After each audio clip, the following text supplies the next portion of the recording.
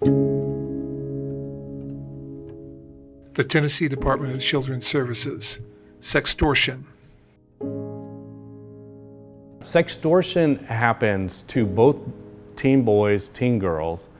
What we're typically seeing is that girls ages 10 to 17 are targeted for naked pictures and then more naked pictures.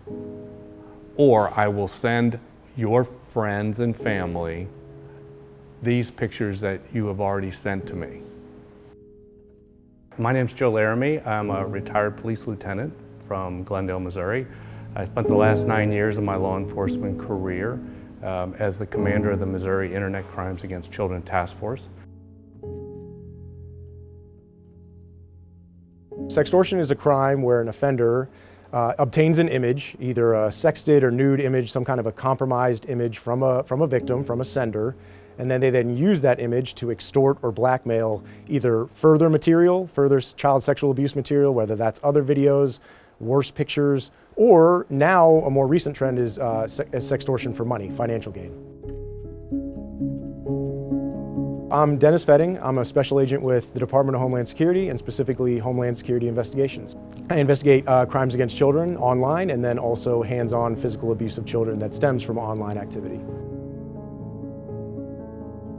I think kids have this sense of invincibility, and they're looking at this world of, hey, I'm in this safe place, nothing bad's gonna happen to me, and I'm a good kid, and honest to goodness, kids are good kids.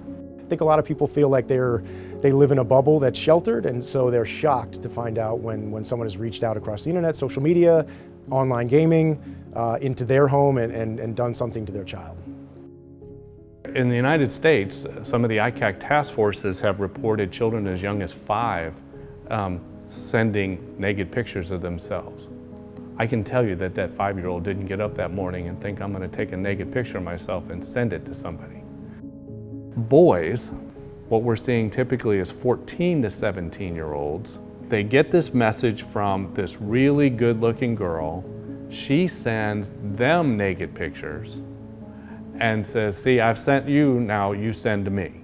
And the moment that boy sends that picture, then the pressure is on to send money, because it's only about money or gift cards. And that pressure is enormous. There's call centers in the Ivory Coast in Africa, for example, where there are groups, networks that are doing nothing but reaching out to children in the US, in Europe, in Canada, and they are contacting them either with a fake profile, acting like a same-aged boy or girl, or sometimes they will have an actual actor that's pretending to be someone and they'll do a video chat with the entire concept of getting some kind of a nude or sexted images, and then from that, this sextortion begins. We've seen across the country, especially with this new financial sextortion scheme, a rise in suicides. And from leads that we have gotten in, we've seen dozens of teens who have taken their own life because the perceived threat and the pressures and everything else pushed them over the edge, and they felt that was their only way out. In some cases, from first point of contact to the time that they committed suicide was just hours. Showing a graphic titled Sextortion, with the question, but what do you do when you or someone you know becomes a victim? If you send money, they're going to ask for more money. It's never going to go away. So we always say, do not send money, do not respond to them, ignore them.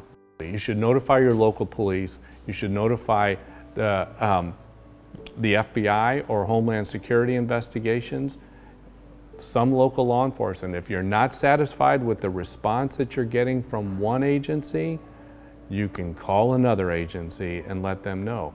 Tennessee Bureau of Investigation is aware of these crimes and they know what to do and how to react and respond. The most important thing to know is that you are a victim. You are a victim of an organized criminal, particularly this sextortion for financial reasons.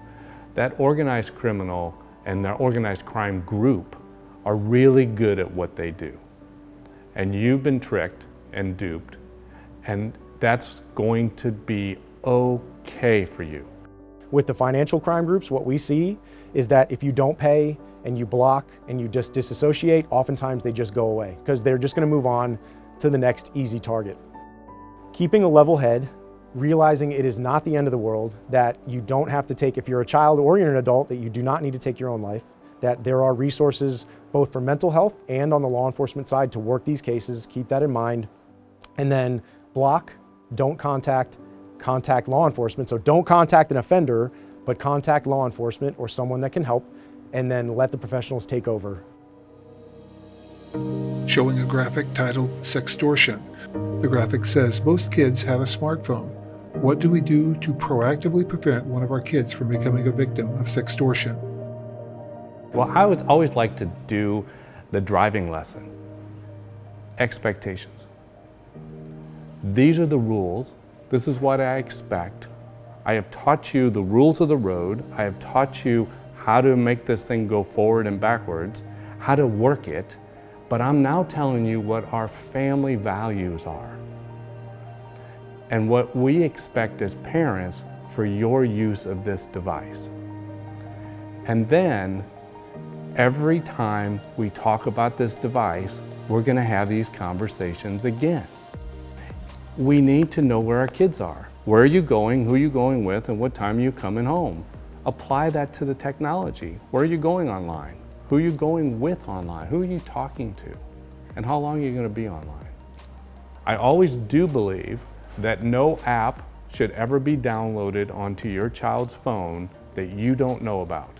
The younger the person is, the more controls that you should have. So having those parental controls on those phones and devices is really not a bad thing. We're not really preparing our young men to encounter this kind of thing, which is why we need more education, more outreach, more talking about this. And so you're right, when hormones are in play, when children are going through trying to navigate different relationships and kind of trying to transition into adulthood, yeah, when they receive a text or you know, they're getting hit up on Snapchat or something like that from an attractive boy or girl that they're interested in, yeah, it fuels that fire and they don't know how to navigate that and they oftentimes fall into that trap. If we come forward with what you can do and that it's going to be okay, we can protect these kids who have made a mistake.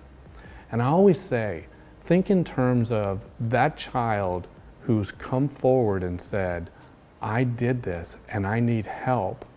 This is the worst thing in their life probably up to this point, and they're asking for help. And so that we have to know that there are ways to get help, and all of those resources are available to you. The video ends with a graphic that says Tennessee Department of Children's Services.